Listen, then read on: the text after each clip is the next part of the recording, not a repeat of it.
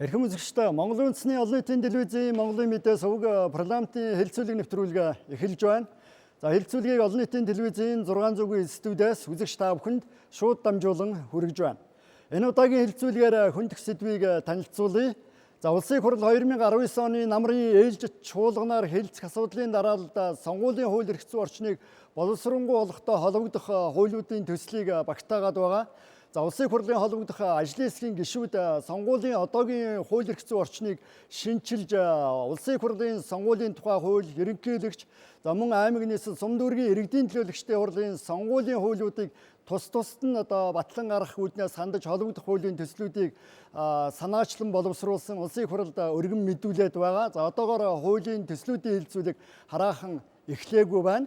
За энэ удаагийн хэлэлцүүлгээр сонгуулийн хууль эрх зүйн орчныг боловсронгуй болгох шаардлага, боломж, гарц, шийдэлтэй холбогдох асуудлаар судлаачд болон зарим төлөөллийн байр суурийг үзэгч та бүхэнд хүргэнэ. За хэлэлцүүлэгт оролцогчдыг танилцуулъя. За академич Бака, за нээлттэй нийгэм хүрээлэнгийн менежер улс төр судлаач Ингэцэг, за хууль зүйн ухааны доктор Амар Жаргал, за International ID төслийн зохицуулагч улс төр судлаач Баттуул, за Монгол Улсын боловсролын их сургуулийн багш доктор Гэрэлтод нар оролцож байна. За мөн Монгол Улсын их сургуулийн улс төр судлалын тэнхимийн оюутнуудын төлөөлөл оролцож байна. За ингээд төлөөллүүдийн байр суурийг сонсъё. Ер нь сонгуулийн хууль эрх зүйн орчныг шинчлэх, боловсронгуй болгохдоо иргэний сонгогдох эрхийг баталгаажуулахад чиглэсэн ямар суурь зарчмуудыг илүү баримтлах шаардлагатай гэж ойлгож байна. Ер нь зайлшгүй одоо өнөөгийн хууль эрх зүйн орчныг эргэж авч үзэх бодит шаардлага байна уу? За бэхэ актемчээсгэл. За тэгэхээр ер нь бол одоогийн сонгуулийн хуульд зайлшгүй одоо өөрчлөлт оруулах шаардлага бол байгаа. Энэ ташрамд гэлэхэд бол сонгуул ба улс орны хөгжил, сонгуул ба улс төрийн нам, сонгуул ба нийгмийн ухамсарын төлөвшил гэд олон асуудлыг сонгуультай холбож ярих юм бол яа харахгүй сонгуул гэдэг маань баг одоо үндсэн хуулийн дараа улс орны одоо амьдрал ах буй хөгжил дэвшлийг зогсоолж байгаа том одоо эрх зүйн орчин байгаа юм л да.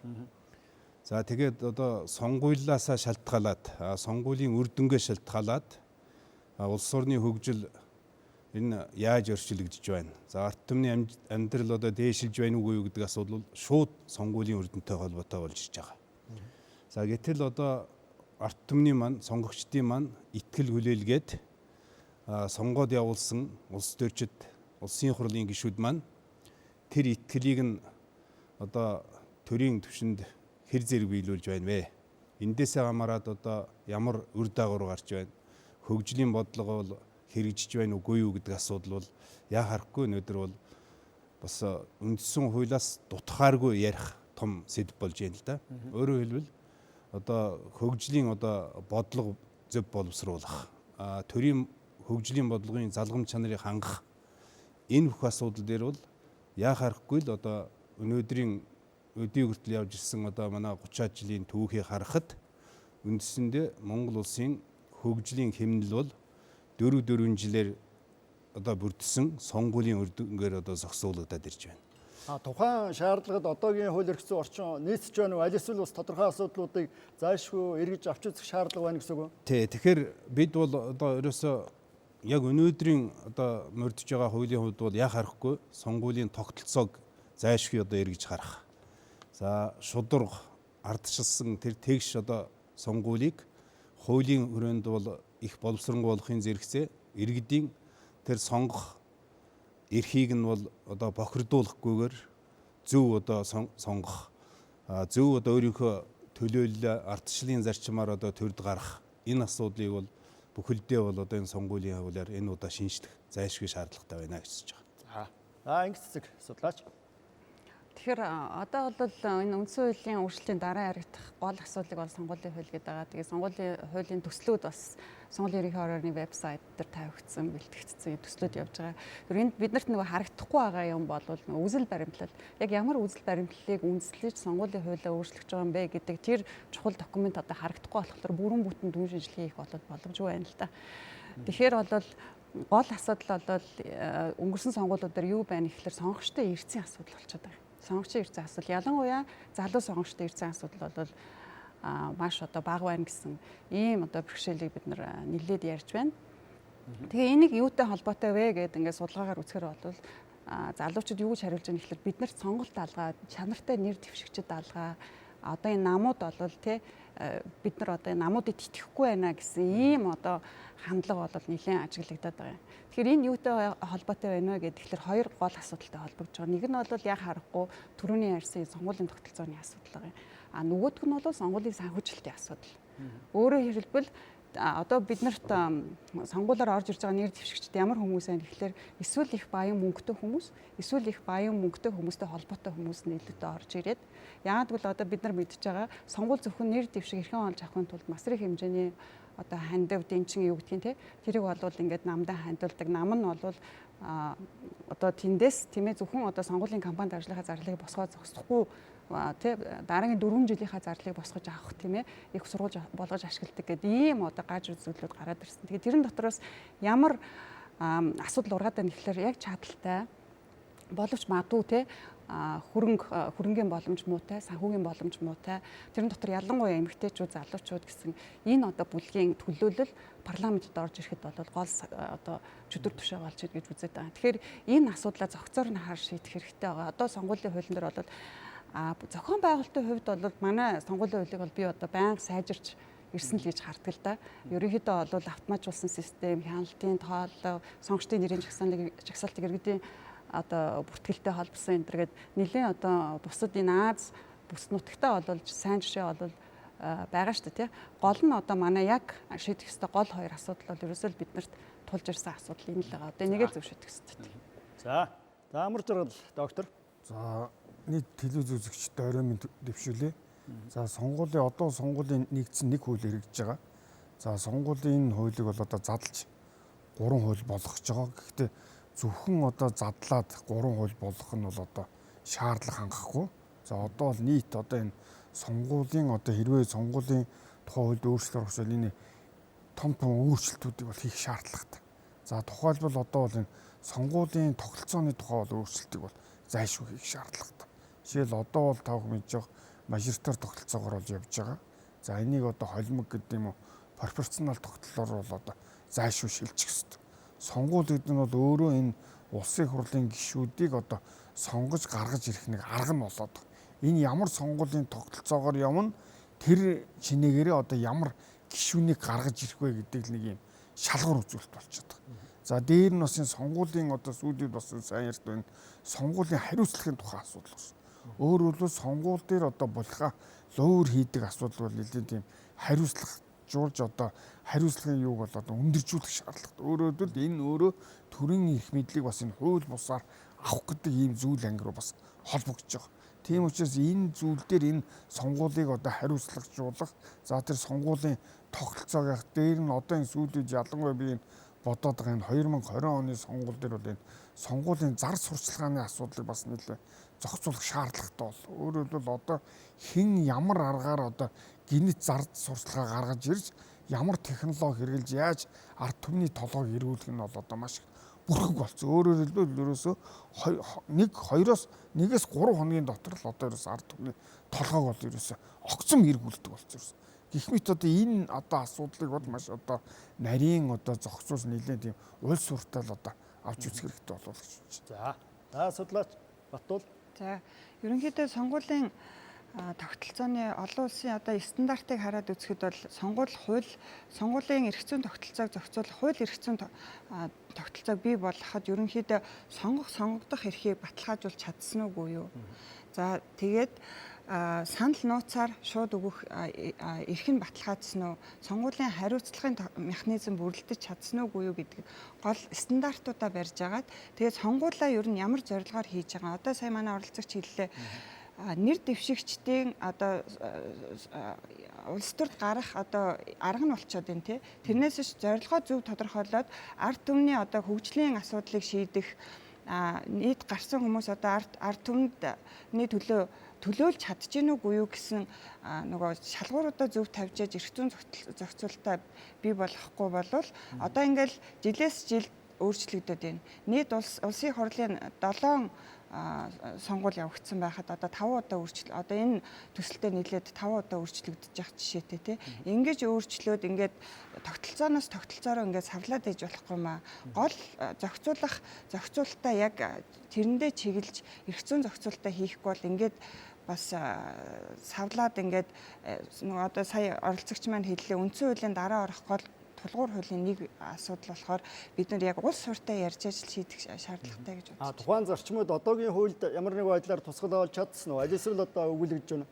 За мэдээж бол сонгуулийн хооронд өөрчлөгдөж байгаа энэхүү эрх зүйн зохицуулалт бол мэдээж сайжирсан зохицуулалт бол байгаа. Сая манай оролцогч хэллээ сонгуулийн автоматжуулсан систем гэдэг. За тэгээд ил тод байх асуудал тодорхой хэмжээгээр шигтгээд орсон хэдий ч өнөөг хүртэл зохицуулах, сайжруулах шаардлагатай асуудлууд бол нийлээдгүй байгаа.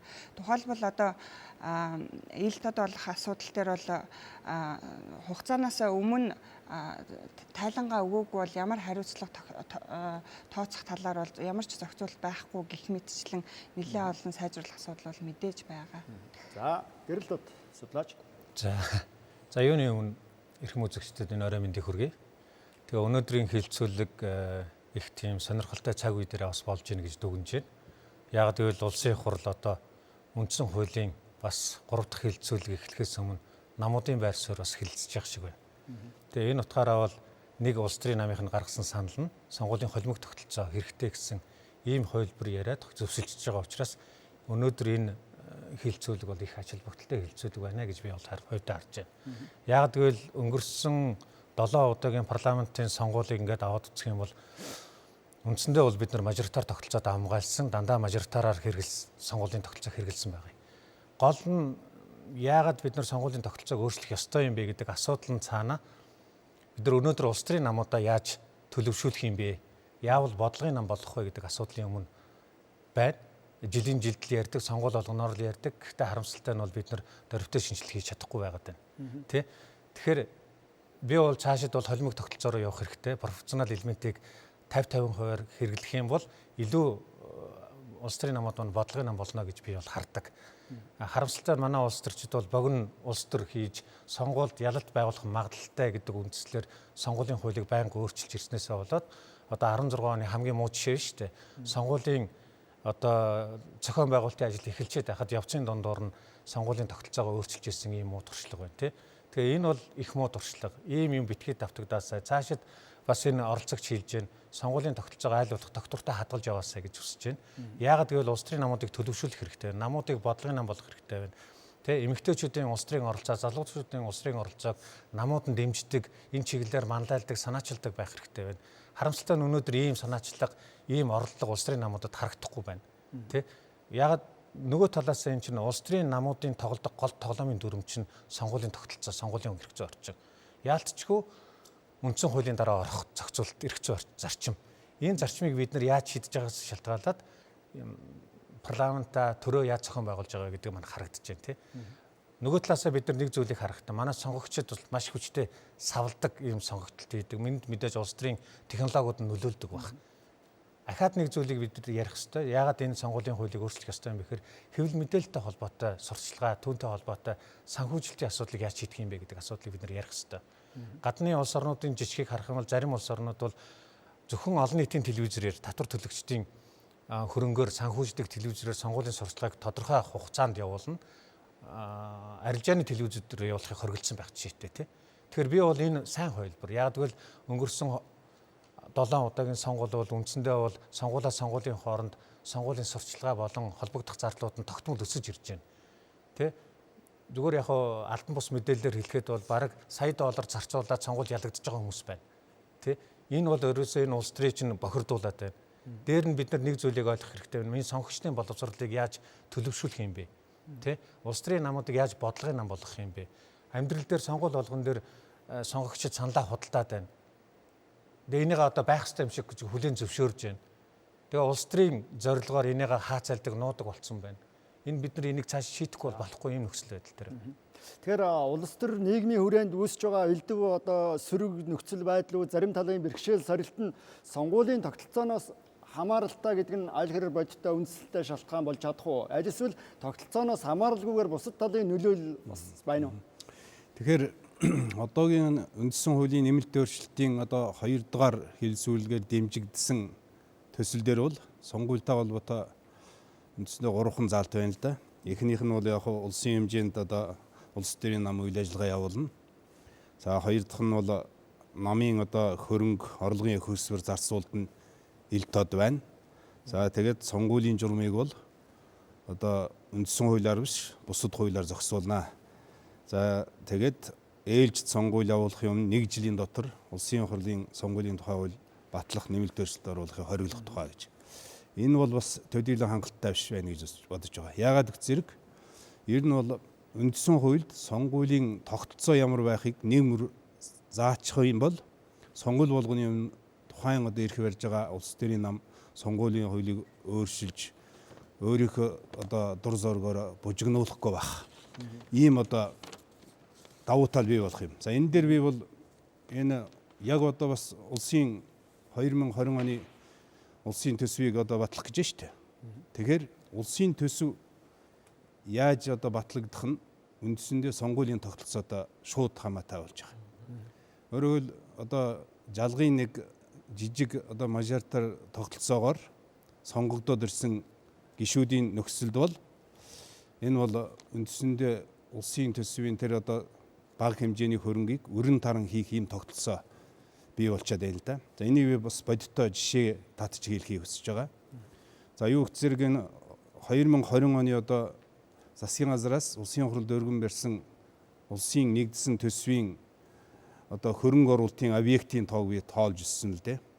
Тэгэхэд 20 онд шинээр одоо эхлэх хөрөнгө оруулалтын объектийн тоо бол 633 объект байна. Барилга байгууламж гэсэн шүү дээ. За энэ бол өнгөрсөн 19 оны одоо шинээр эхэлсэн объекттэй харьцуулахад 2.7 дахин нэмэгдсэн. Өөрөөр хэл сонгуулийн өмнөх жилийн улсын төсөв бол үнэхээр өрөлгөн төсөв болчиход байгаа байхгүй. Яагаад гэвэл нөгөө 76 жижиг тойрогоос сонгогдсон гишүүн болгоно өөрийнхөө тойрогтой бас ямар нэг хэмжээний хөрөнгө оруулалт хийх гээд засгийн газарт шахалт үзүүлдэг. За дараа нь засгийн газар өргөн барьсны дараа их хурл дээр бас дахиад энэ 633 объект дахиад нэмэгдэнэ. Тэгэхээр ямар ч одоо хөгжлийн бодлого байхгүй жалгын нэг одоо нөгөө татвар төлөгчдийн хөрөнгийг өрн таран хийх ийм асуудал бий болчиход байгаа юм аа. Тэгвэл одоо сонгуулийн тогтолцооны ямар хувилбарыг сонгох нь илүү оновчтой шийдэл болох вэ? Тэгэхээр яг энэ дээр бас нэг жишээ гэлчих. Одоо шинэ 20 онд бол шинээр эхэлж байгаа шил багийн иргэний танкин байгуулна. Багийн төвийн барилга барина. Багийн хорооны цогцлбор барилга барина. Багийн хөгжлийг дэмжих хөтөл барина. Багийн засаг даргын мотоцикл авч өгнө.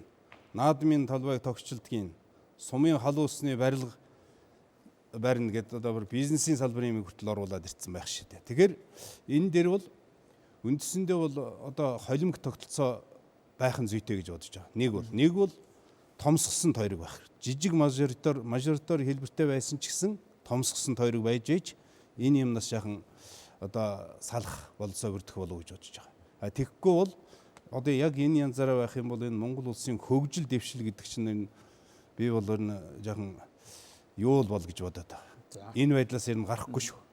За ингэцэг. Яг одоогийн энэ жижиг мажоритар тогтолцоонд ямар гаж одоо юунаас болоод те үндсэн шалтгаан нь юу вэ гэхээр хувь хүн голлдог систем байхгүй. Тэгэхээр хувь хүн л айгүй мундаг тийм ээ. Одоо нутаг орондоо илэгтэй. Тэгээд тэрнийх нь нэг илрэлний төсвийн мөнгөөр тэнд очиж хөрөнгө оруулалт хийж одоо янз бүрийн тууз хайчилдаг, харагддаг тий. Ийм байдал руу ингээ буруу зүйл рүү чирээд идэг нэг тал ажиглагдаад идэг. Тэгэхээр бол бурцнаа тогтолцооны хэрэг ядаж л тийм ээ. Холимог байдлаар оруулаад ирэх юм бол бас нэг саармагжих тийм ээ. Тийм нөлөө байж болох юм гэсэн ийм болвол судалгаа олон улсын зүгээр хандлагад тэгж харахад тийм л байдаг л да. Тэгэхээр тийм судалгаа байдаг. Тэгэхээр бол бид нар ер нь бол алсаа бодох юм бол холимог тал руугаа явах нь зөв. Гэхдээ бол өмнөх холимог тогтолцоо бид нар хэрэгжилж үзсэн шүү дээ тийм ээ. Тэрэн дээр ямар алдаа дутагдaltaй гарсан бэ гэдгийг бол маш сайн судлаад тийм ээ. Болохгүй олонгууд нь ерөөсө болохоо байлаа гээл авч идчихэл өөр юм хийгээл ингээ яваад байх биш. Улс ууртаа урагш нь илүү судалгаанд үндэслсэн тогтолцоог бол зөв хуулиндаа суулгаж явах хэрэгтэй. Намын жагсаалтын жишээлбэл нээлттэй авах юм уу, хаалттай авах юм уу, тэрэн дотор ч маш олон төрлийн хувилбар байгаа шүү дээ, тийм үү. Тэгэхээр яг манай улсын нийгмийн эдийн засгийн нөхцөл, хүн ам, тийм ээ, геополитикийн нөхцөлд яг аль нь таарахын гэдэг бол илүү нухацтай авч үзэх хэрэгтэй. Тэгээ өмнөх сонгуулийн хуулиудыг холимог тогтолцоог сонгосон нөхцөлд үүсч болзошгүй сөрөг нөлөөллийг ямар байдлаар хаах ёстой гэсэн үг? Одоо жишээлбэл холимог тогтолцоог халсан манай гол шалтгаан бол намын жагсаалт хаалттай байна гэдэг л юу ийсэн шүү дээ, тийм үндэслэл ийсэн шүү дээ. Тийм өөрөөр хэлбэл тийм шууд сонгох зарчмыг маш буруугаар тайлбарлаад, тийм ээ, олон улсын одоо тайлбараас гажсан байдлаар тайлбарлаад шууд хүнийг сонгох тэр тогтолцоог хилээд байгаамаа гэж гажуудуулж агаад ерөнсөндөө бол холимог тогтолцоог бид нар бол сольсон байгаа. Гэтэл бол тэр намын жагсаал заавалчгүй тийм хаалттай байх албатай бишээ, өөр бас нээлттэй байх хувь байдимаа гэдгийг хинж тэр үед бол гаргаж яриаггүй. Тэгэхээр одоо бол бид нэр хэрвээ холимог тогтолцоо авна гэх юм бол бид нар юун дээр алдсан бэ гэдэг энэ дээр бол заашгүй ингэж ярих ёстой. Тэгээд нээлттэй жагсаалд гаргаж ирсэн тохиолдолд үр дагавар нь ямар байх юм бэ гэд. Одоо бас нэг үе бодвол хууль тогтоомжийн тухай хуультай болсон. Тэрний дагуу бол бас янз бүрийн хувилбарууд гарах юм бол үр дагавар нь ямар байх юм бэ гэдэг дээр судалгаа шинжилгээ хийхийг бол даалгаад өгсөн юм хуультай болсон. Тэгэхээр бол бас арай дээр явах гэж харагдаж байгаа. Гэхдээ одоо энэ сонгуулийн хуулийг явуулж байгаа байдлыг харахад бол бас тэгж харагдахгүй л байна л да. Гэхдээ бас жоохон эрт байж болох юм тий. Тэгээ харчлаа. Шууд сонгох зарчмыг ямар ойлголтын хүрээнд авч үзэх ёстой. Шууд сонгоно гэдэг хүндээ шууд саналаа гэдэг хүнээ шууд сонгох. Шууд сонгоно гэдэг нь олон улсын зарчмаар бол миний өмнөөс жишээлбэл та очиж миний саналыг өгөхгүй л гэсэн үг байхгүй юу? Тийм. Тэрийг л хэлж байгаа. Би өөрийнхөө саналыг шууд эсвэл миний саналыг ямар нэгэн байдлаар одоо санал худалдаа авах бол миний шууд санал бас нөлөөлж байгаа л нэг хэлбэр байхгүй тий. Гэх маягаар миний өгөх гэж байгаа саналыг миний шийдвэрт нөлөөлөхийг хэлж байгаа байхгүй. Тэрнээс биш бол би хинд юунд сонголтоо өгж ийн гэдэг нь асуулт нам байна уу? Бодлого нь л чухал үстэй тийм үү? Хүн байх юм бол тэр бодлогыг хэрэгжүүлэх хэмжээний тийм одоо өндөр боловсрол эзэмсэн чадaltaй хүн байна уу гэдэг нь айгүй чухал байдаг байхгүй. Гэтэл манайх бол яг мажоритар тогтолцоонд бол тэгс сонгохоос илүүтэй шал өөр шалгууруудыг тавиа явж байгаа. Гажуудуулаад. За амар тогтолцоонд. За гэрэл тоцодлоош. Холимог тогтолцоонд өнгөрсөн 12 онд хэрэглэхдээ бид нар нэг зүйл дээр алдсан. Тэгээ миний харж байгаагаар бол энэ нөгөө жагсаалтын 28-нд хэн орох вэ? Хэдэд зогсохоос шалтгаалаад намууд үнэлсэн суудлын эренбийн үнэлсэн. Энэ өөрөө улс төрийн намыг маш их мөнгөний их уурхай болгоод мэдээж улс төр зардалтай гэдэг үндслээр тэр зардал нь сонгуульдаа зарцуулна гэдэг үндслээр мөнгө цуглуулдаг болсон. Өгсөн мөнгөөр шалтгаалж эренбийн тогтоодог болсон. Тэгээд хоёр нөлөө бүхий сонгогдох магадлалтай гэсэн хоёр нам нь бодит байдал дээр эхний 10 суудлыг бол маш өндөр үнэлсэн. Энэ бол одоо яг үндэ бол намын дотоод ардчлал сонгогчдын сонгох эрх хэрэгчлөөнд бас халдж байгаа үйлдэл байхгүй. За амар журал. Жижиг энэ мажоритар тогтолцоон дээр гол нь одоо Монголын нөхцөл бол нэг юм сул тал гарагдаад. Өөрөөр хэлбэл сонгуульд явахын өмнө хэн сонгуульд ялах одоо тэр нэр дэвшүү тодорхой болчиход байгаа байхгүй.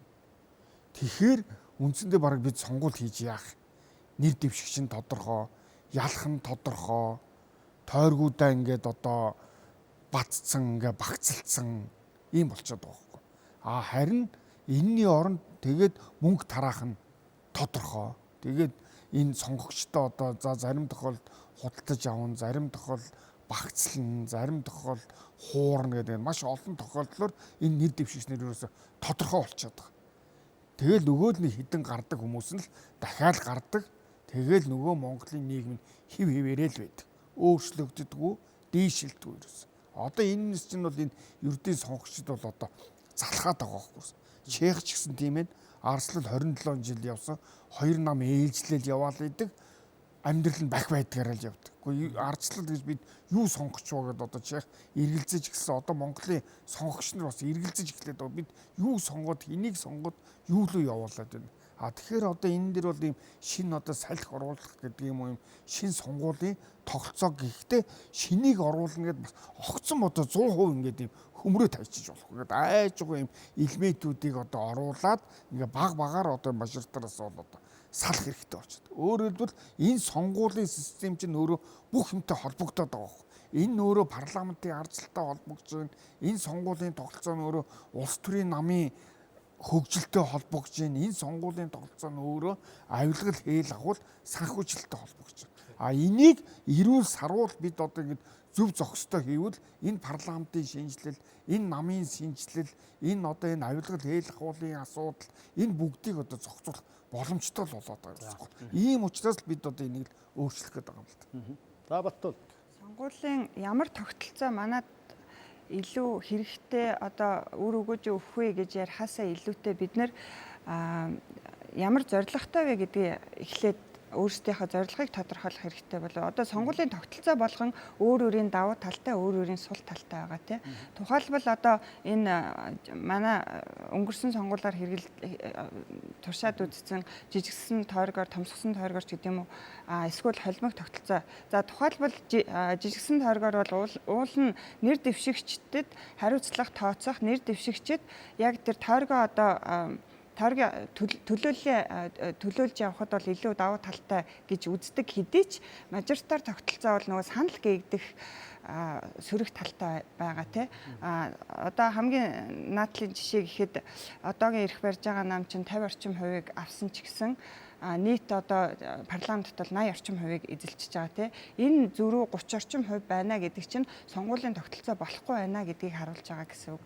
За тийм болохоор одоо эмэгтэйчүүдийн төлөөллийг нэмэгдүүлэх үү, залуучдын оролцоог бас нэмэгдүүлэх үү гэдэг юм уу, эсвэл сонгогчдын идэвхийг сайжруулах уу гэдэг ингээд тогтолцоо болгон өөр өөрийн онцлогоос шалтгаалаад тухайн улс орон өөрийнхөө онцлог шийдвэрлэх асуудлуудаа эхлээд харж агаад тэрэндээ таарсан сонгуулийн тогтолцоог сонгох нь зүйтэй гэж бодож байна. Миний хувьд бол бас бусад оролцогчтой санал нэг байна. Холимог тогтолцоог бол бас авч хэрэгжүүлэх нь бол илүү дээр болов гэж бодож байна. Энэ нь бол гэхдээ холимог тогтолцоо, пропорционал тогтолцоо, мажоритар тогтолцооны холимог дотроо нээлттэй жагсаалтаар оруулж ирвэл энэ дотроо бол эмэгтэйчүүдийн төлөөллийг бас одоо манад бол нийт дэлхийн дунджаас бол нэлээд доогуур байгаа шүү дээ эмэгтэйчүүдийн оролцоо. За тэр утгаараа бас илүү эмэгтэйчүүдийн оролцоог бол бас хангаж өгөх тал дээр зөвхөн эмэгтэйчүүдийн оролцооч биш цаашид одоо энэ тогтолцоо манад тохирох хувилбарын хувьд бол илүү үр дүнтэй байх гэж бодож байна. Яг го бидний хүсэж байгаа тогтолцоо орж болно. Гэтэл өнөөдөр ахаад энэ нөгөө хуучин намууд чинь эсвэл сонгогчдын дургу хүргээд байгаа нөгөө улс төрч чинь ахаад гарах нэг боломж ахаад нэгтчлээ нэг цонх.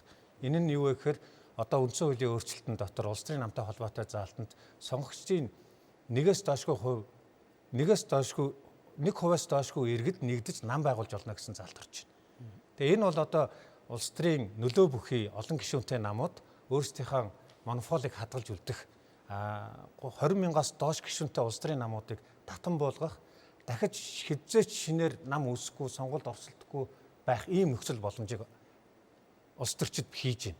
Өөрөлдөл ардын нам, ардсан нам хоёр бол өнөөдөр парламентд байгаа намууд ийм алхам хийж байна. Тэгэхээр би бол энэ бол ерөөсөө сонгуулийн тогтолцоо хэдий чухал ч гэсэн яг одоо өнөөдрийн нөхцөл байдалд бол сонгуулийн тогтолцоог бид нар өөрчилж чадсан ч гэсэн бас сонгогчдын хүлээлтийг хангах хэмжээний улс төрийн намууд өрсөлдөж шинэ улс төрийн хүчин энэ орон зайд гарч ирэх боломжгүй болж хааж байна. Энийг бол судлаачид юу гэж үздэг вэ гэхээр энэ бол картел эрхцэн орчин гэдэг. Өөрөөр хэлбэл энэ шинэ болон юу гэдгийг улс төрийн намууд өрсөлдөх, шударгаар өрсөлдөх тэгш байх тийм боломж олохгүй байна. Давуу байдлаа хадгалж үлдэх нөлөө бүхий намууд нь гарч ирэх боломжийг олгож байна.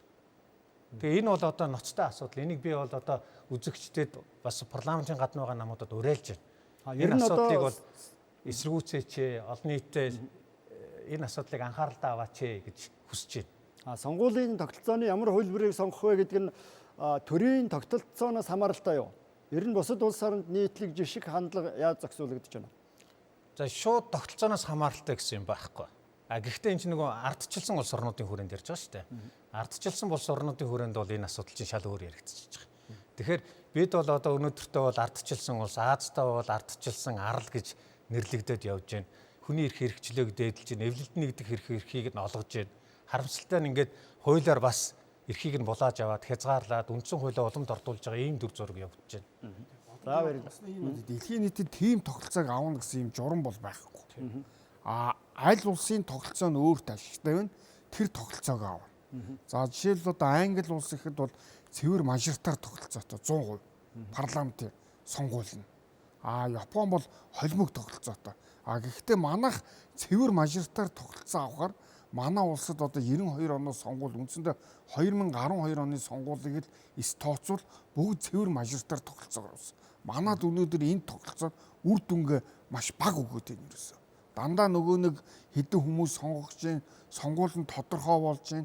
Тэгэл 6 сарын өмнө нөгөө сонгуулийн тогтолцоогоо өөрчилж जैन. За тэгэл технологиуд нь одоо нөгөө улам нарийсаад байгаа. Тэгэхээр одоо бид нар юу гэж үзэх вэ гэхээр энэ одоо цэвэр энэ мажоритар тогтолцоогоо жоох ингээд өөрчлөөд явъя. Гэхдээ шууд 100% биш, бас энэ одоо пропорционал тогтолцооны давуу талыг авъя. Жишээл одоо нэг том нам ингээд дангаараа их олон суудал аваад авахгүй мажоритар тогтолцоон дээр ч ингээд олон намууд суудал орж ирнэ, олон үзэл бодлууд орж ирнэ, олон төлөөллүүд орж ирнэ. Одоо энэ тогтолцоогоор явбал үндсэндээ бол Монгол улсад бол жижиг нам гарч ирэх ерөөсө магадлал бол ерөөсө байхгүй ерөөсө.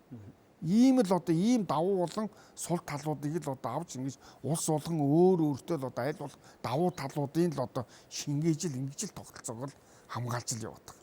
Тэгээд дэлхийн нийтийн хандлага чинь илүү одоо 100% мажоритар тогтолцооноос ингээд салаад байгаа байхгүй юу? Сүүлийн 50 жилийн судалгааг харахад бол мажоритар тогтолцоор шилжснээс илүү пропорционал тогтолцоо хэрэгжилж байгаа улсуудын тоо нэмэгдээд байгаа. Холимог хэлбэрээр энэ төр.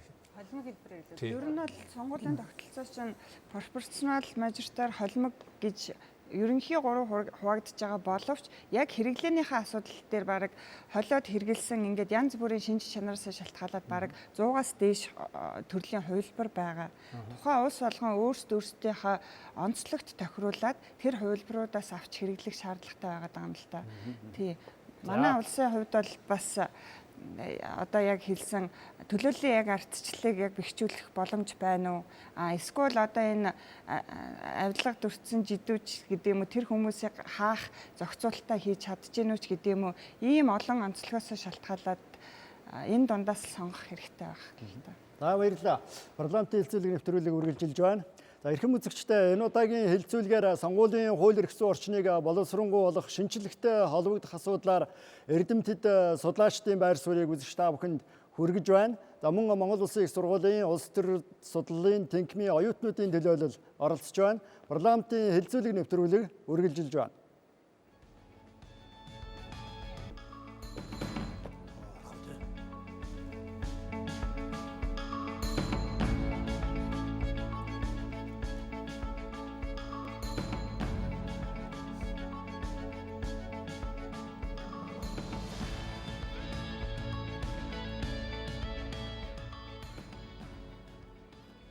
Хэлэлцүүлэг студид үргэлжилж байна. Төлөөллүүдийн байр суурийг үргэлжлүүлэн сонсъё. Ер нь сонгуулийн тойргийг байгуулах, мандатын тоог тогтоохдоо ямар зарчмыг одоо гол нь харгалзаж үзэх шаардлагатай. За улсын хурлын холбогдох ажлын хэсгийн хувьд бол улс нэг тойрог байх хувилбарыг бас хуулийн төсөлд тусгаад байгаа. Энэ нь одоо эерэг сөрөг ямар нөлөөллийг бий болгож болох вэ? Тэгэхээр сонгуулийн хуулиар бол яа харахгүй одоо зогсуулах хамгийн чухал асуудлын нэг нь бол одоо сонгуулийн тойргийг яаж байгуулах вэ гэдэг асуудал. За энэ бол сонгуулийн хуулиндаа тэр тойрог байгуулах зарчмаа тусгаад дараа нь бол одоо нөгөө улсын хурлын тогтоолоор тойрогоо байгуулж байгаа шүү дээ. Тэр зарчимд нийцүүлээд.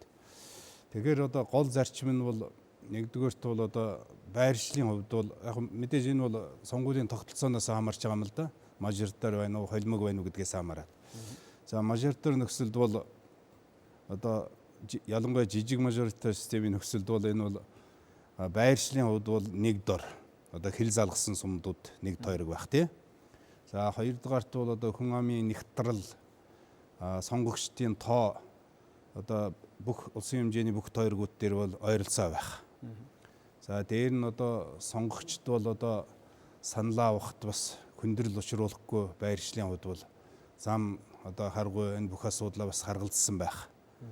Гэх мэтийн одоо гол хүчин зүйлсийг бол уг зарчмын тусах ёстой. За энэ зарчим бол зарим талаараа бол сонгуулийн хуулинд бол нарийн хуульчлагдаагаа учраас яг сонгуулийн жилд бол одоо тухайн нөхцөлд бол улсын хурлын гишүүдээс ч юм уу хууль одоо тогтоолыг хэлэлцэж явах үед зарчмын одоо хажуугийн санал гаргаж ирээд тойргийг бас одоо буруу бүжигнүүлдэг асуудал гарсан практик бол байгаа. Тухайлбал улс нэг тойрог болох нь зөв үү? Аль эсвэл одоо 76 жижиг тойрог байх нь оновчтой юм уу? Одоо яг ерөнхийдөө бол одоо хэрвээ улс нэг тойрог байхад бас болохгүй юм бол байхгүй.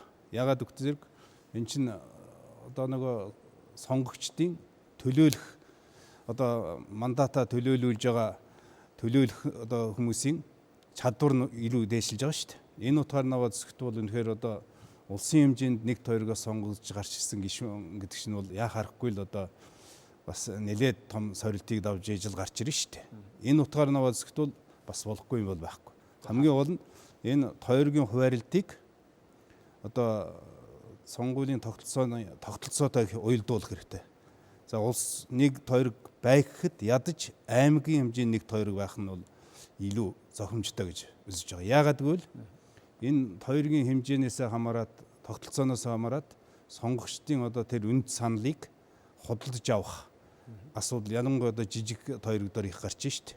Энэ бол үндсэндээ тэр одоо сонгогдож байгаа нэр дэвшигч бол тухайн одоо сонгогчдыг бол үндсэндээ доромжилж байгаа хэрэг байхгүй. Өөрөөр хэлбэл 4 жилд ганцхан удаа эдлэх одоо төр барилцах ирэхэд санал өгөх тэр үнцэнтэй саналыг нэг хэдэн бор төгрөгөөр ч юм уу нэг хэдэн ямар ч хэрэггүй бараагаар худалдаж аваад тэгээд төрд гарч ирээд төлөөлж сууж байгаа хүн чинь эргээд төрийн төлөө ард түмний төлөө юу хийх вэ гэдэг нь ойлгомжтой байгаа шүү дээ.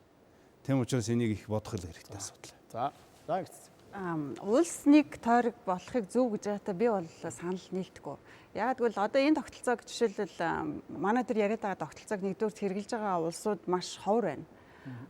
Япон бол түрүү хэлээ холимог тогтолцоод бид нар хизээ холимог тогтолцоон шилжсэн гэхээр 94 он шилжсэн. 94 оноос өмнө одоо бид нар яриад байгаа энэ тогтолцоог энэ болохгүй юм байна гэд болсон. Болохгүй байсан гол шалтгаан бидний түрүүний яриад байгаа энэ санал худалдаж авдаг, тойрог усалдаг гэдэг энэ үзэгдлүүд бол тэнд бүр их газар авсан.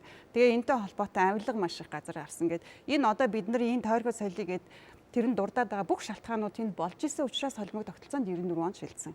Тайван бас яг ижлэгийн замаар явж байгаа холимог тогтолцоо шилжсэн гэд ингээд энэ улсууд болохгүй байх гэдгийг нь батлаад өөрийнхөө одоо жишээ нь улс нь бүтэн нэг тойрог биш мэхэд нэлээд том тойрог дээр ийм асуудал ямар ч байсан гарсан гэж бодохоор манад бас их гарах магадaltaй. Тэгээ хэлээд байна. Улсын хэмжээнд одоо өрсөлдсөн хүн бол нэлээд чансаатай мундаг хүн гарна. Тэрэн дээр бол магадгүй. Гэхдээ энэ одоо тогтолцоон дээр ямар гайж үзэгдэл гардаг вэ гэхлээр тэр мундаг хүнд нь бүх одоо ихэнх санал нь очичдаг. Тэнгүүт одоо нам одоо нэг хүн цойлоод гарчих нь шүү дээ. Тэгэхээр тэр намын дэмжлэг бол одоо юу гэдэг нь 30-40 санал суудлаа авах боломжтой тийм байсан байхад тий нэг хүнд нь одоо намд өгж байгаа ч хүн биш үү тийм үү тэгэнгүүт хамгийн танил хүнд нь саналаа өгчдөг юм л дээ. Тэгэхээр тэр хідэн цөөхөн хүн сонгогдоод харин ч их гажуудлал үүсэх юм магадaltaй. Тэгэхээр нам энэ дөр стратеги гаргаж ирдэг, тактик гаргаж ирдэг. Тэр тактик нь юу гэдэг гэхээр сонгогчдын саналыг хаана төвлөрүүлэхгүйгээд дахиад нөгөө том тойргоо жижиг болгоо хуваачдаг. Тэгэхээр энэ хэсэг дээр бол чиний одоо юу гэдгийг тий тийм чиний одоо төлөө саналаа авах хүмүүсийг бид нар ингэж саналыг худалдаж авнаа. Чи энд очиж энэ хүмүүсийг тийм ээ тойргоо услаа гэх тэр хүнийг явуулчихдаг. Тэгэхээр яг чанартай бол яг жижиг тойрогтой ижил болоо хуурчдаг. Сонгуулийн энэ тойрог дотор чинь тийм ээ аль болгохыг санал татахын тулд намууд нь тактик гаргаад ирэхээр яг ижил бүх сөрөг үзэгдлүүд давтагтай явчихдаг байхгүй. Тэгэхээр энэ ерөөсөө болохгүй байна гэдгийг нь бол ингээд олон улс баталсан байгаа. Тэгэхээр энийг бол би маш муу хувилбар гэж хэлнэ. Энэ тойргийн зохион байгуулалт одоогийн хувилбараараа байсан зөв гэсэн үг. Тойрог бид нар бол одоо ямар хувилбар ярьж байгааг яг үндэ мэдэхгүй шүү дээ тийм үү. Одоо бол миний сонсноор жижиг тойрог хэвээр байна. Жижиг 76 тойрог руугаа явна гэд. Бид нар бол хэрвээ хүсдэг тий бидний хүслээр болдог бол мэдээч хэрэг энэ жижиг тойрогоос салмаар л шүү дээ тийм үү салмаар байна. Тий. За улс нэг тойрог сонгогч нэг санал гэдэг ийм тогтолцоо хавраас хойш яригадаад байгаа. Тэгээд одоо байгаа энэ санал авж байгаа төсөл дээр бол яг энэ санал байна. Тэгээ эн чинь өөрөө маш олон сул талтай. Нэгдүгээрт Монгол улсын онцлог ийм тархаа боторхой их сая 500 мянган км квадрат газар нутаг дээр үндэсний хэмжээний лидер гэдэг бол сонгогдох эсвэл өдөр болгон лайв хийж байгаа популист улс төрт сонгогдох боломж нэгдэж байгаа. Түүнээс шинээр залуучууд, эмэгтэйчүүд эсвэл бодлого ярьдаг хүн гарах боломжгүй болж байгаа. Хоёрдугаарт энэ тойргийн нэг сул тал нь жагсаалтын яаж гаргах юм бэ? Саналын хуудсыг. Тэ? Факсын цаас шиг ийм урт юм дотроос 400-500 хүний нэр дотроос нэг санал өгөх юм уу? Тэ? Дээр нь сонгож явах юм бол ажиглагчийн хараад энэ манай хүнийг сонгож जैन доор нь сонгож явах юм бол энэ хэлсэн амдаа хүрсэнгүү гэд ажиглагчийн хараад хүний сонголтын нууцлал алдагдаад байна. Магадгүй зарим нэг хүний ярьж байгаагаар одоо юу гэдгийг энэ намын жагсаалтан 76-ны энэ нөгөө намынх нь энэ ингээд нэр дэвшиж байгаа субъект болгон дээр 76 юм уу кандидатуудын жагсаасан хуудсыг давхаар би саналын хуудсаа очиод авахдаа аль нэг намаас авж байгаа нь ил тодорхой харагдаад эхэлнэ. Тэгэхээр эн чинь маш том ноцтой асуудал. Өөрөөр хэлбэл миний сонгох эрх, миний санал нууц байх эрхийг бид нэр ингээд алдаж байна гэсэн үг. Нөгөө талдаа эн чинь улсын хэмжээнд бүх энэ саналуудаар нь гэхээр нөгөө намын дарга лидерүүд нь гол нөлөө бүхий саналуудаа цуглуулад авчиж магадгүй. Бусад улсууд нь авахгүй байж магадгүй. Энийг яаж тооцох юм бэ? Зүгээр улаан шугам татах юм уу?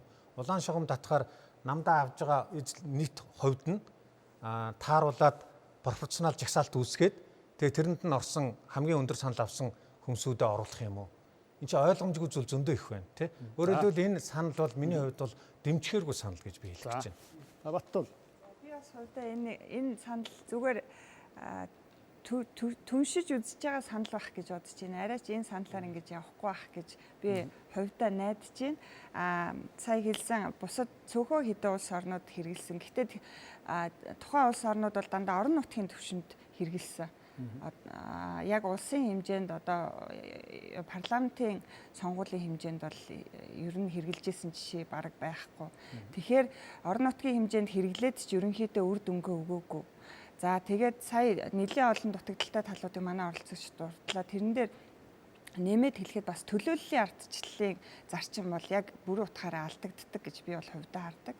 Тухайлбал одоо зөвхөн Улаанбаатар хотоос нэр дэвшсэн хүмүүс гарч ирэх магадлалтай 76 ч юм уу те эсвэл зөвхөн аль нэг орон нутгийн төлөөлөл гарч ирэх магадлалтай байдаг.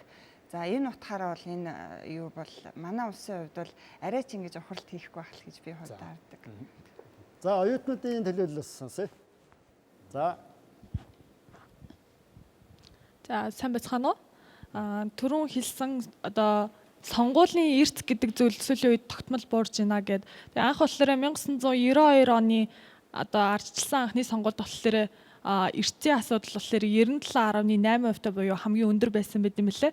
Тэгэхээр манайх шиг ардчилсан улсад болохоор үндсэн хуулиас гадна одоо тэр тухайн улсын одоо хөгжлийг хангах зүйл нь өөрөө улс төрийн намын тухай хууль, сонгуулийн тухай хууль ордог. Тэгэхээр энэ асуудал нь ингээд сонгогчдын эрчийн асуудал яагаад ингээд буураад байгаа юм бэ гэхээр нэг талаас түрүүн хэлсэн нэг талаас болохоор сонгогчдын одоо улс төрийн боловсрол муу байна. Нөгөө талаас болохоор улс төрийн одоо намын төлөвшил тэр одоо нэр дэвшигчтэй бэлтгэж гаргаж байгаатай холбоотойгоор сонгогчдод сонголтгүй сонголт гэдэг зүйл бий болоод байна гэж байгаа.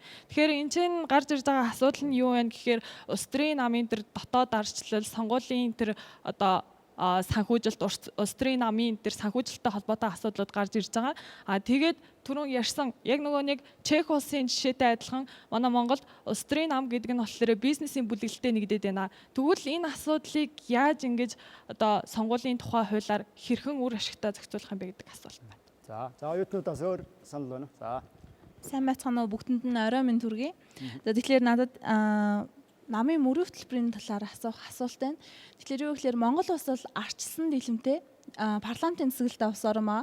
Тэгэхээр парламентд ямар хүмүүс суудаг вэ гэхээр мэдээж төлөөллүүд байх хэвээр.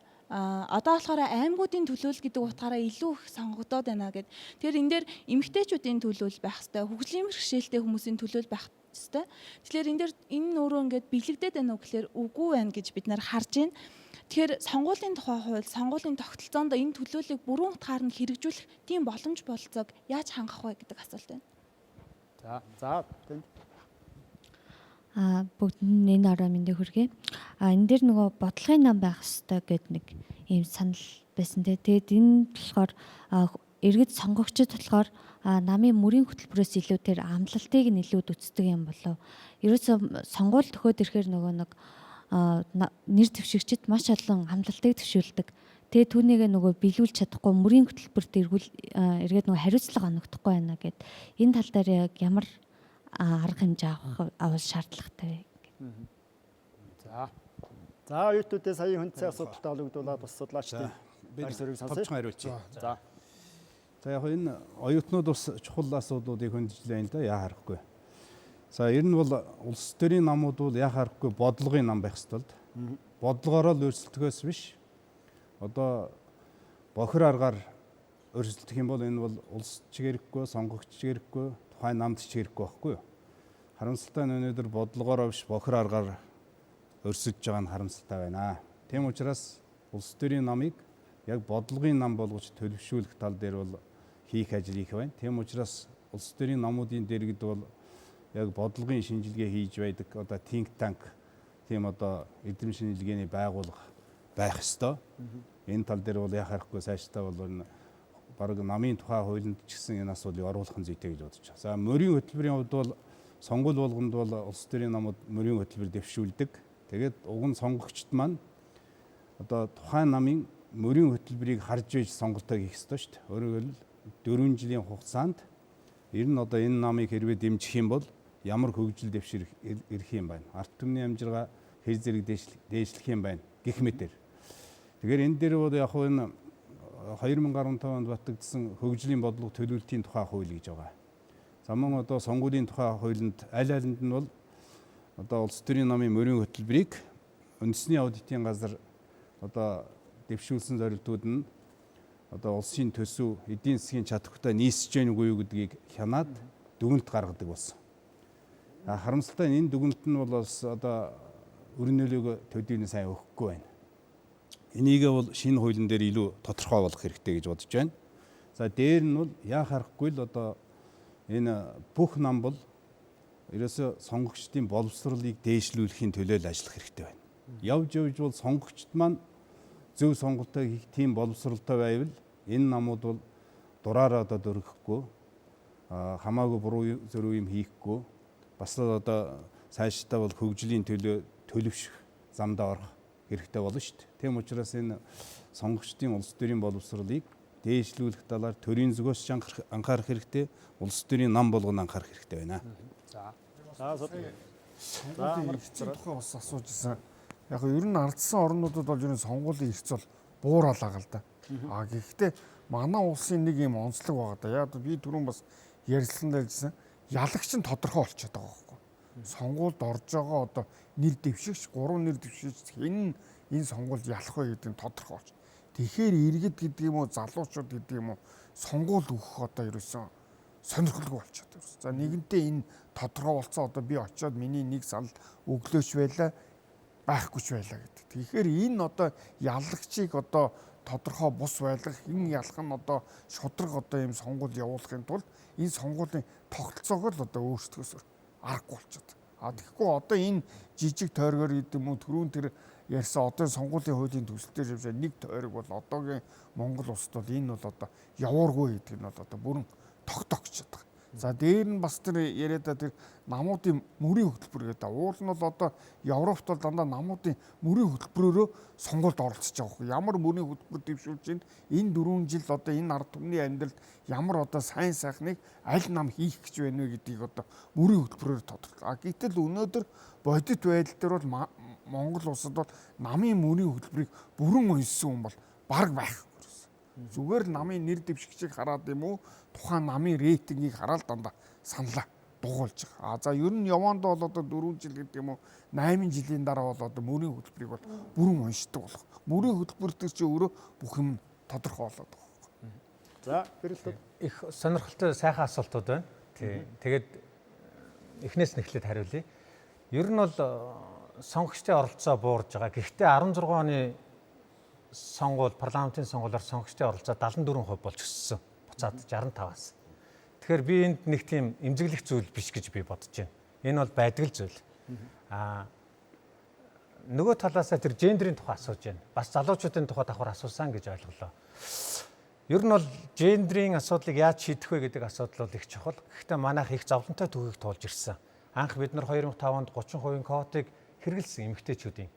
2007 оны 12 сарын 26-ны өдөр парламент энэ квотыг устгасан. Өөрөөр нэг ч хэрэглээгүйгээр устгасан. Тэгээд 11 оны 12 сарын 15-ны өдөр сонгуулийн холимог тогтолцоог баталсан хуулиндаа бид нар дөнгөж 20% квотыг оруулсан. Тэгээд ахаад энэ 15 онд эмэгтэйчүүдийн квотыг 30% болгосон чинь 15 оны 5 сарын 4-ний өдөр парламент хэлэлцээд 20% болгочихсон. Одоо энэ хуулийн төсөл дээр 28.2 дээр нь 20% квоттой байна гэж байгаа. Яг одоо өнөөдөр эмэгтэйчүүдийн төлөөлөл 17%тай байна парламентд байх. Энэ дэлхийн дунджаас доош байна. Дэлхийн дундаж 24.2%тай байна. Тэ? Цаашид яаж эмэгтэйчүүдийн төлөөллийг дэмжих вэ? Энэ оролцоо төлөөллийг яаж хангах вэ гэдэг асуудал бол чухал асуудал. Гэхдээ энэ түүхэндээ хамгийн өндөр үзүүлэлт. Гэхдээ энэ мажоритар тогтолцооноос яагаад ингэж савлсан бэ гэхээр хит тууширсан сонголт өгсөн учраас квотын нөлөөлөл гарч ирсэн байхгүй юу? Одоо хэрвээ ийм сонгуулийн тогтолцоо өөрчлөгдөх юм бол уучлаарай эмэгтэйчүүдийн оролцоо төлөөлөл 20 онд буурна. Эхний төсөөлөл. Тэгэхээр бид нар энийг яаж нэмэгдүүлэх вэ гэдэг дээр намуу санаачлагтай байх хэрэгтэй байна. Хуулийн тогтолцоо нь байх хэрэгтэй. Дэлхийн нийтийн туршлагаар бол пропорционал тогтолцоо бол оролцоо төлөөллийг нэмэгдүүлдэг гэсэн ийм бүр батлагдсан онол шүү дээ. Дараагийнх нь дараагийнх нь тэр намын мөрийн хөтөлбөртэй аягүй холбоотой аягүй чухал асуулт байна. Яг үнэндээ бол Монголын улс төрийн намууд мөрийн хөтөлбөр нь инээдтэй байхгүй юу? Яг тэд бол зүгээр л сонгуулийн өмнө иргэдээс нэг асуусан болоод хүслийн жагсаалтыг нь жагсааж хагаад мөрийн хөтөлбөр гэж томьёолчихж байгаа юм. Энэ нь өөрөө бид нэр одоо сонгогчдод уншихгүй байх гэж хэлээд байгаа. Энэ сонгогчдыг дарамжилсан мөрийн хөтөлбөр байхгүй юу? Эцсийн дүндээ бол. Би юу гэж үздэг вэ гэхээр улс төрийн намууд нь яг философи нь үндсэн чиг баримжаа барууны, зүүнний, консерватив, социалист тэр уклон дээр суурилсан мөрийн хөтөлбөрөөр боловсруулах хэрэгтэй. Одоо иргэд яагаад улс төрийн намууд дэмжихгүй байгаагийн гол шалтгаан нь мөрийн хөтөлбөрүүд нь бүгдөө адилхан. Тэ? Хинтэн санд өгсөн ялалт байгуулсан бүгдөө адилхан. Тэгэхээр чинь сонгогчид энэ дургу байхаас аргагүй болчиход байгаа байхгүй юу?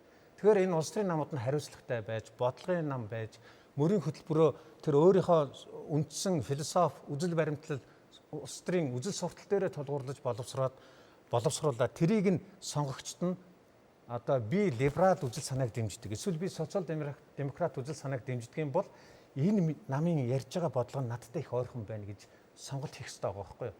Гэтэл манай улс төрийн намуудын тоглоомын дүрмэнд нь мөрийн хөтөлбөрийг зүгээр хэлбэр төдийл үл ошоосон, сонгогчдыг хуурам ихэлсэн ийм мөрийн хөтөлбөр дэвшүүлж ирсэн. Энийгээ бид нэг хөгжлийн бодлого гэж яриад байгаа. Уучлаарай энэ хөгжлийн бодлого биш.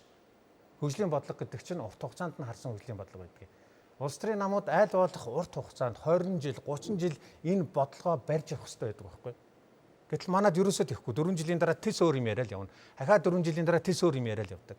Ийм улс төрийн намууд чинь бодлогын биш намууд байгаа байхгүй. Тэгэхээр бид бодлогын нам гэдэг чинь яг мөн чанартай саяны энэ ярьсан зүйл.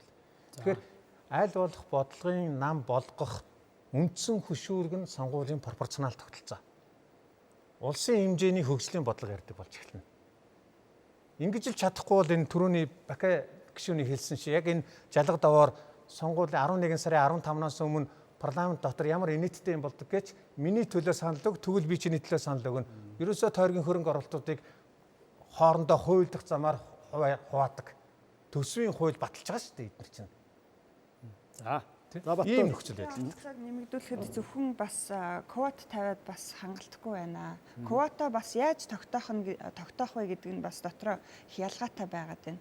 Тухайлбал манай улс 30% болчоод 20% манайх квоттой гэсэн гээд санаа амарч болохгүй. Квота яаж тогтоох вэ? Өөрөөр хэлбэл эмэгтэйчүүдийн эсрэг эмэгтэйчүүд нэр дэвшиж гин үгүй юу? Одоо бол яг практикт ажиглагдаад байгаа зүйл нь бол эмэгтэйчүүд аль хэдийн одоо албан тушаалтай олон нийтэд одоо аль хэдийн сонгогдсон олон удаа сонгогдсон нэр хүндтэй одоо сонгогч олондоо нэр хүндтэй бараг сонгогдох нь тодорхой хүний эсрэг эмэгтэйчүүдэд нэр дэвшүүлээд байна. Инхээр бол эмэгтэйчүүдийн оролцоог нэмэгдүүлэх квотынх нь өөрийнх нь яг мөн чанараар ажиллаж чадахгүй маа. Эннээс зайлсхийхийн тулд эмэгтэйчүүдийн эсрэг эмэгтэйчүүдэд нэр дэвшүүлэх. Эсвэл одоо нөгөө төрөөс санхүүжилт олгох зохицуулалт бол бас яригдж байгаа. Ингэхдээ бол төрөөс гендрийн асуудлыг бол тусгаалan одоо 30-аас дээш хувьд нь одоо улс төрийн намууд энэ асуудлаар улс төрийн санхүүжилтийг зарцуулнаа. Ийм зохицуултууд аль хэдийн хэрэгжээд үр дүнгээ өгöd явж байгаа. Манайх энэ эднэрийг бас авч хэрэгжүүлэх бүрэн боломжтой байгаа. Тухайлбал сонгуулийн санхүүжилтийн ил тод байдлыг хангах хяналттай байх гэдэг юм уу? За ер нь энэ чиглэлийн боломжийг бүрдүүлэх гол зохицуулт нь юугаар хангагдах ёстой юм? сонгуулийн төсвөөс л одоо санхүүжилж шүү дээ. Улсын төсвийн Одоо сонгуулийн санхүүжилж хоёр төрөл байгаа байхгүй. Улсын түүхээс санхүүжүүлнэ, нам өөрөөгөө санхүүжүүл. Нам өөрөөгөө санхүүжүүлэх бол маш их эрсдэлтэй. Яагаад бол хэдэн том бизнесмэнүүд л одоо намыг л санхүүжүүлнэ. Тэднүүсийн л одоо гар хөл болно л гэсэн.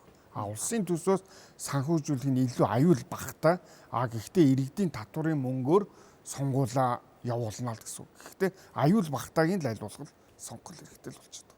Хандив дээр ямар хязгаар зохицуулт байх шаардлагатай? Хандив бол яг одоогийн хуулиар бол хандив бол бага 50,000 төгрөг гэж байгаа, 1 сая төгрөг гэж явж байгаа. 1 сая төгрөгөөр бол одоо 5 гэж сонгуул хийн гэж бол ерөөсөй байхгүй шүү дээ. Захын нэг хүний бараг сарын цалинч хүрэхгүй л юм явж байгаа. Ер нь ийм байхгүй юу? Бид нар бол олон жил ингээд сонгуулийн сурталчилгааны зардлыг бууруулна, маш их төсөв гарч ийн, хөрөнгө гарч ийн гэд бодоод байгаа хэрнээ хугацааг нь багасгаад байгаа байхгүй юу? Гэтэл яг бодит байдал дээр манайд сонгуул бол 4 жилийн турш явагдаж байгаа. Сонгуулийн жил эхлэхээс өмнө одоо өнөөдөр бүх нэр дэвшигчид хүсэж байгаа юм уу горилж байгаа улсууд тойрог очиад маллах гэх юм уу одоо тийм услах гэх юм уу ямар нэгэн байдлаар тэнд очиж хөрөнгө оруулалт хийж өөрийгөө таниулж би дэвшигч байгаа шүү гэж явж байгаа байхгүй юу. Одоо та нар өөрсдөө орон нутгаас ирсэн бол мэдж байгаа тийм. Тэгэхээр эн чинь өөрөө сонгуулийн зардлыг улс төрийн зардлыг нэмэгдүүлээд байгаа. Бид нар энэ хууль эрх зүйн орчныг яаж зохицуулах вэ гэдэг асуудлаа анхаарах хэрэгтэй. Одоо байгаа хуулийн зохицуул 12 оноос хойш яаж хэрэгжилсэн бэ гэхээр сонгуулийн жил эхэлснээс эхлээд сонгуулийн кампанит ажил эхлэх хүртэлх хугацааг л хоригдсан. Бусад хугацаанд бүгд нээлттэй байгаа. Тэгэхээр эн чинь 6 сар хоригдсан тийм бараг 42 сар гэсэн үг шүү дээ 4 жилд нь. 42 сар сонгуулийн зардал нээлттэй байгаа байхгүй манад. Энийг яаж шийдэх вэ гэдэг асуудал айгүй чухал байна. Хэвлэл мэдээллийн зардлыг хүртэл бид нар хориглох хэрэгтэй гэж би түрүүнд байр суурь хэлсэн. Энэ бол одоо энэ улс төрийн чинь одоо улам хөөсрүүлж байна. Сонгуулийн үеэр телевизийн сувг солихоосоо хүртэл айдаг болж шүү дээ хүмүүс. Тэ? Энд чинь бөмбөгдөж шүү дээ хэвлэл мэдээллийн хэрэгслэр. Одоо 20 оны сонгуул яаж явах вэ гэдэг асуудал ахаад хүнд байна, тэ? Өөрөлдөө сошиал медиагаар өдөр болгон лайв хийгээд байхад одоо бас хүндхэн болчихж байгаа байхгүй энэ сонгуул чи яаж явж байгаа юм бэ? Дэлхийн улс орнууд бол сонгуулийг аль болох тийм тайван хязгаарлагдмал иргэддээ дарамт үзүүлэхгүй байдлаар шийдэх хэрэгтэй. Тэ? Гэтэл манад энэ чиглэлийн зохицуулт байхгүй байна. За мөрийн хөтөлбөртэй холбоотой ярьж штэ тийм үү. Тэгэхээр энэ бас нөгөө нэг сонгуулийн сурчлагыг яаж зохион байгуулж хуульчилж байгаагаас их шалтгаалаад байгаа юм л да. Тэгэхээр бол арилжааны телевизээр хичээлээ сурчлагаа явуулахыг хориглосноор энэ асуудал шийдэгдэхгүй гэдэг тэгэхээр бас их аль болох олон нийтийн телевизээр сонгуулийн сурчлагыг хязгаарлагдмал тодорхой богино цагт бүгд 20-30 минут биш те 5 минут 3 минутын шторк явуулдаг ийм соёл руу оруулах. Гэтэ би гэрэлтод докторийн ярьж байгааг бол бүр үгүйсэхгүй байна. Яагаад гэвэл өмнө нь бол жишээлбэл яг сонгуулийн үеэр сурчлагаа яаж явж ийн вэ гэдэг дээр бодиттой судалгаа хийгээд мониторинг хийгээд үзэхээр ихэнх нь бол аль нэг нэр дэвшигч хит их магтсан сайшаасан юм уу? Эсвэл одоо нөгөө талынхаа нэр дэвшигчийг одоо сөрөг сурчлагаар буудах те ийм одоо төрлийн сурчлаганд ихэнх цагаа зарцуулчихдаг байхгүй. Тэгээд тэр дотроос яг сонгогчдод яг хэрэгтэй яг тэр мөрийн хөтөлбөр гэдээ яриад шүү дээ. Энэ нам ямар бодлогоор өрсөлдөж байгаа ингээд тэр мэдээлэл зарцуулж байгаа цаг нь маш бага байдаг. Тэгээ энэтэй холбоотой сонгуул ингээ олон жил яваад ирэхээр чинь одоо бид нар сонгогчд угаасаа ингэдэг бэлэг авахыг хүсдэг, юм авахыг хүсдэг гэдээ ингээ яриад байх нь утгагүй болчихж байгаа байхгүй. Угаасаа бид нар сонгогчд боловсрох боломжийг нь байн хааж ирсэн. Тэгэхээр яг энэтэй холбох юм бол бид нар яа харахгүй энэ сурчлагатай холбоотой асуудлыг энэ сонгуулийн хуулийн дээр зөв тусгаж өгөх ёстой. Дээрээс нь бол яг энэ сонгуулийн сурчлагатай холбоотой хэсэг сонгуулийн зардлыг заашгүй бууруулахад чиглэх ёстой. Ингэж бууруулахдаа сонгогчийн мэдээлэл авах эрхийг хязгаарлах нь бас буруу. Тэгэхээр энэ хоёрын дунд балансаа яаж барих уу гэдгээ айгүй зөв оруулах хэрэгтэй. Өмнөх сонгуул шиг метр одоо хүрэхгүй зайд нэг нэр дэвшигчийн зурагтай хөдөлдөг самбар гэдэг юмыг ингээд гудамж дүүрэн байрлуулах уу яах вэ те?